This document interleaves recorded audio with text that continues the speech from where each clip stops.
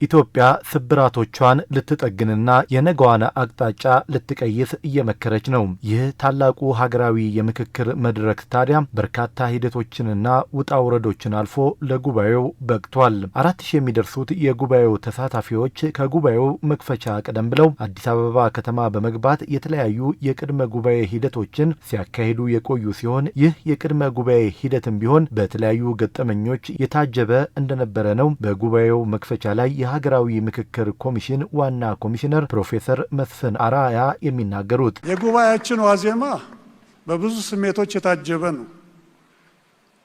እግዚአብሔርም ፈጣሪም እየባረከን ይመስለኛል። ይህንንም የምልበት ስብሳቢዎች የቅድመ ዝግጅት ላይ በምናደርግበት ጊዜ 3 ሰዎች የጤና እክል ደርሶባቸው ነበር እና 3ቱም በጥሩ ሁኔታ ወጡ።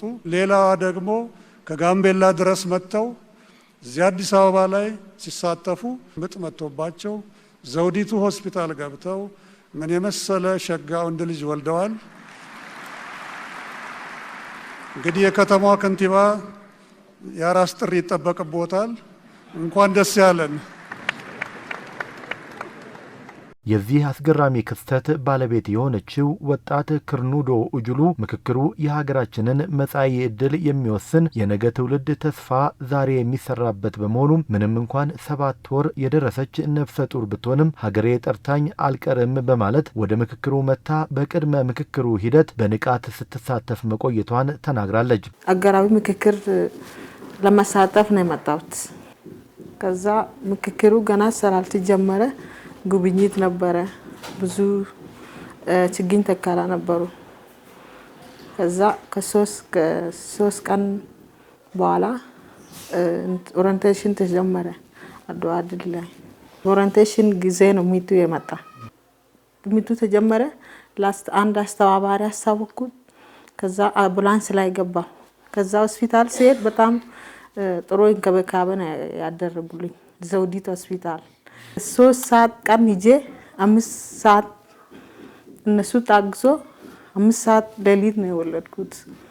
ከዛ በጣም ጥሩ እንክብካቤ እንደዚህ በህይወቴ ላይ እንደዚህ አይነት እንክብካቤ አይቼ አላቅም።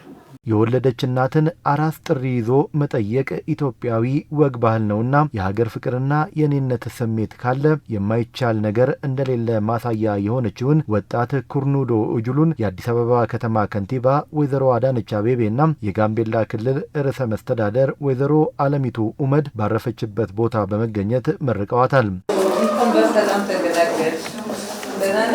የምክክሩ ዓላማ ሀገርን የሚያጸና የትውልድን ተስፋም ጭምር የሚያለመልም የኔም ልጅ ነገ ጭምር የሚሰራበት በመሆኑ ልጄን ምክክር ስል ሰይሜዋለሁ የምትለው ወጣቷ በጥቂት ቀናት ወደ ምክክሩ ተመልሼ ተሳትፎዬን እቀጥላለሁ ትላለች።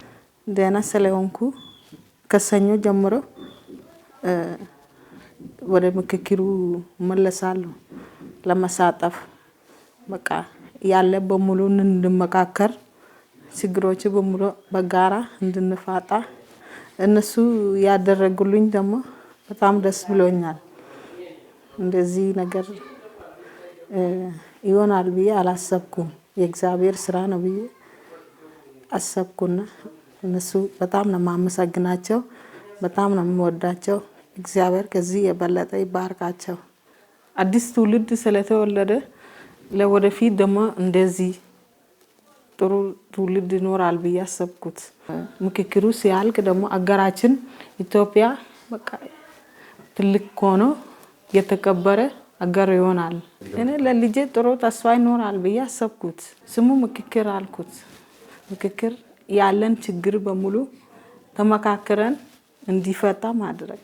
የአዲስ አበባ ከተማ አስተዳደር ወጣት ክርኑዶ ምክክሩን አጠናቃ እስከምትመለስ ለሷም ለህፃኑም አስፈላጊውን ድጋፍ ሁሉ እንደሚያደርግም ከንቲባ አዳነች አስታውቀዋል።